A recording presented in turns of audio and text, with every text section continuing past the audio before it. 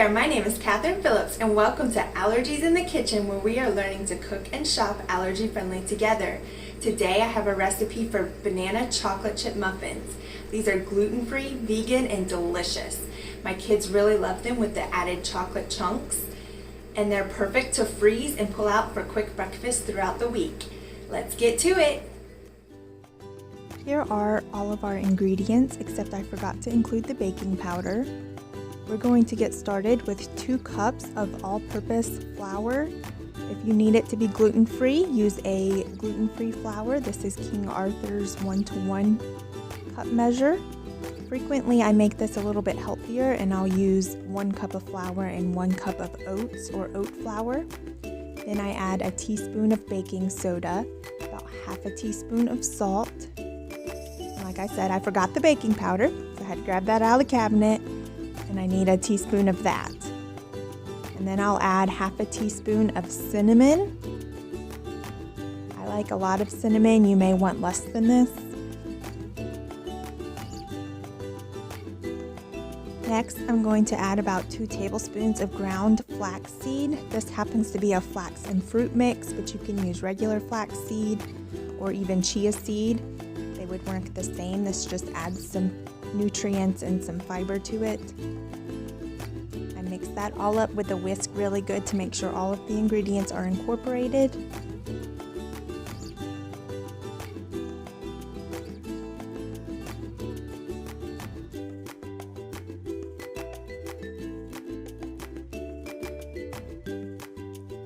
Now we're going to get started on our wet mixture. I start with a 1/4 cup each of regular white sugar and brown sugar.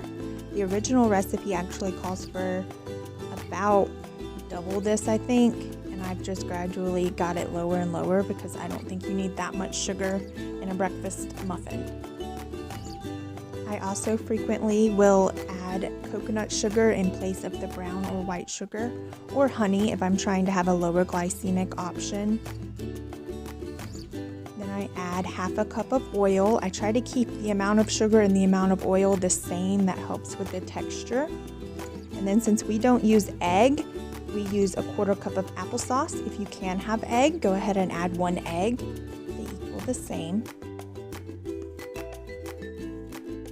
Next, I add a teaspoon of vanilla extract.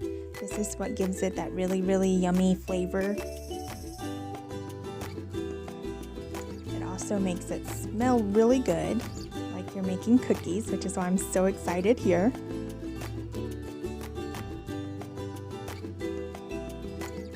I just let that mix up in my KitchenAid on medium speed until it's all combined, and you'll see the texture of it gets a little bit thicker like it would if you were adding an egg to the recipe because of the applesauce.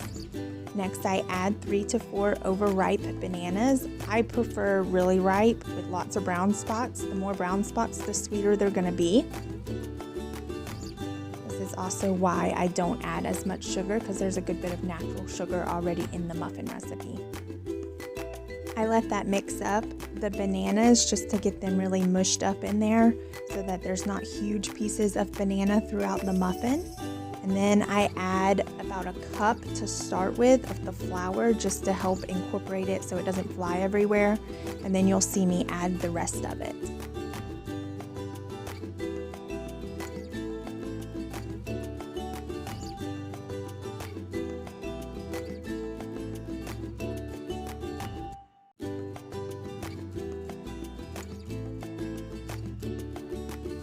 Now here I noticed that my mixture was not wet enough. It was a little bit dry. Sometimes that depends on your bananas and if you use 3 versus 4, what size they are. So I just add a little splash of safe milk. Here I'm using unsweetened coconut milk. It still needed another splash, so I added 1 more. You just want it to be a real thick consistency but not dry.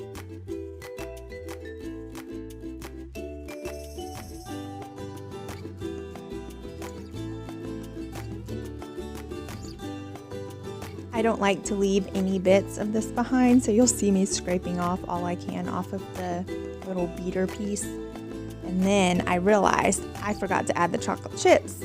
Can't have chocolate chip muffins without chocolate chunks. So these are the big ones. It's also really good with the mini chocolate chips. Then you get little bits of chocolate all throughout, but this is what I had on hand. These are the Enjoy Life chocolate chunks. I believe that they're the semi-sweet, but the dark chocolate's good in it too. This is what makes it special for my kids, and they love getting the chocolate chips out of it.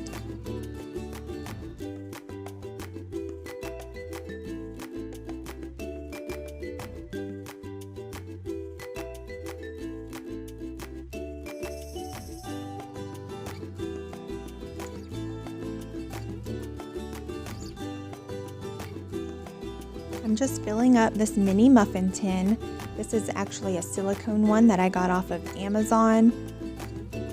It's good for allergy-friendly cooking because unlike the stainless steel and stuff, it doesn't absorb the allergens. So like if you cook one with wheat flour, but then you're trying to cook gluten-free after that, it's not necessarily safe unless you use a liner. And liners are a pain, and I was going through them really fast, so I looked into these silicone pans, and they work out really well for us. Plus, gluten-free flours tend to stick easily, and you have to use a lot of spray, but they just pop right out of here.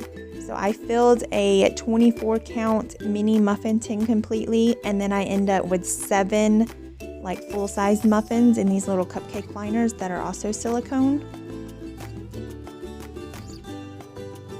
I like to do both mini muffins and regular size muffins because my kids really like the mini muffins just because they're cute and they can hold them easily in their hands.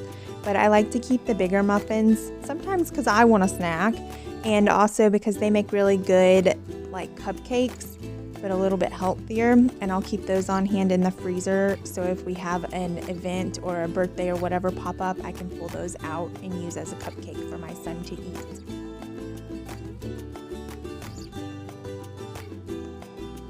Now we're going to get those into the oven. I bake them at 350 degrees for 17 to 19 minutes, and then I just poke them with a toothpick to see if they're ready.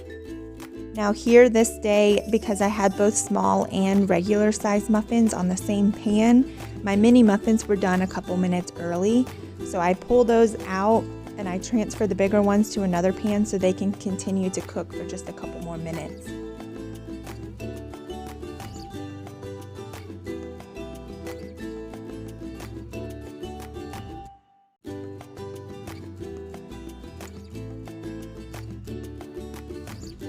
Muffins are one of those really great things that you can make a whole bunch of. Frequently, I'll double this batch if I have extra bananas ready to use, and I let them cool and just put them in the freezer bag, in a gallon-sized freezer bag, and I can pull them out when I need to for a quick breakfast or an easy snack if they're asking for it, because they love these muffins. I just pop a couple into the microwave for 30 to 45 seconds and they're perfect and ready to eat.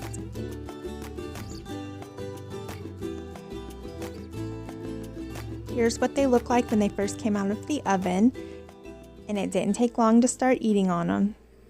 Thank you so much for joining me in the kitchen today. If you enjoyed today's video, I hope you'll give me a thumbs up and hit that red subscribe button so you're the first to be notified when I have new allergy content.